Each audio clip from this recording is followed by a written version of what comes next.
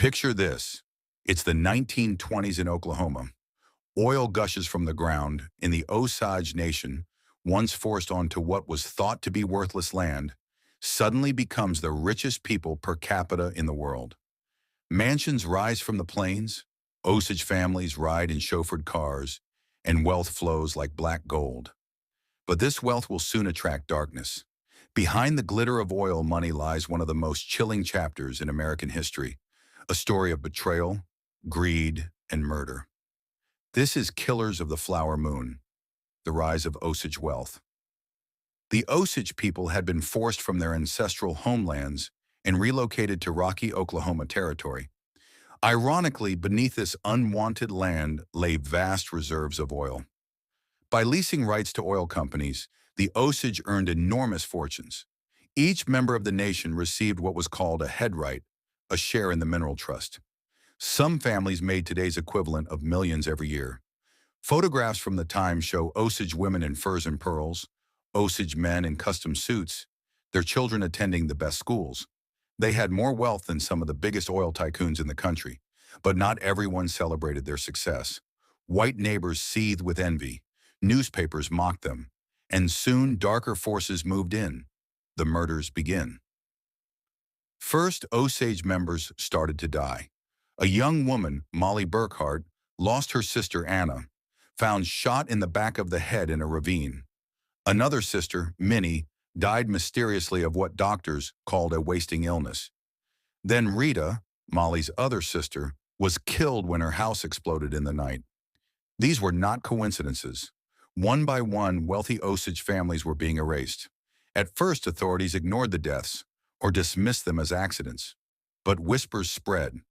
Someone was targeting the Osage for their head rights, the king of the Osage Hills. At the center of the conspiracy was William Hale, a powerful white rancher who called himself the king of the Osage Hills, Osage Hills. Hale was respected publicly, donating to churches, presenting himself as a friend of the Osage. But privately, he plotted to seize their oil wealth. He encouraged his nephew, Ernest Burkhart, to marry Molly, a wealthy Osage woman. Once the marriage was secure, Hale orchestrated the murders of Molly's family, so that inheritance would flow directly into his nephew's hands, and by extension, his own. A reign of terror. This was no small scheme. Hale's network included corrupt doctors who poisoned Osage patients, lawmen who covered up evidence, and hired killers who carried out shootings and bombings. The Osage called this time the Reign of Terror. Estimates suggest at least 24 Osage people were murdered, though the true number may be far higher. The birth of the FBI. Local sheriffs and courts refused to act. Many bribed or complicit. Finally, the newly formed Bureau of Investigation, what would later become the FBI, took the case. J. Edgar Hoover, eager to prove his agency's worth, assigned a former Texas Ranger, Tom White, to lead a team. White and his men went undercover as cattlemen and oil workers, carefully piecing together the conspiracy.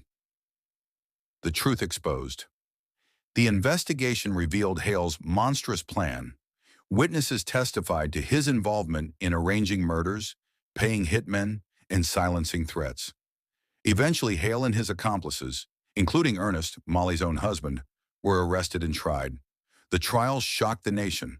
For the first time, America saw just how far greed and racism could intertwine.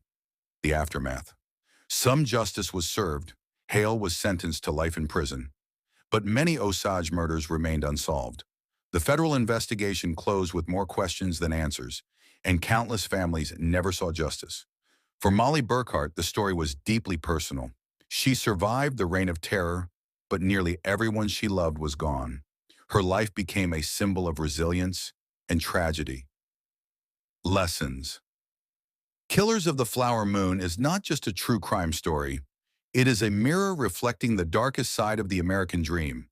It shows how wealth can attract deadly greed, how systemic racism allowed atrocities to go unchecked, and how institutions like the FBI rose to power. Sometimes too late, but shaped forever by these events. The Osage murders are a reminder of what happens when humanity loses sight of justice. It's a story we must never forget, Because history, when buried, always finds a way to rise again.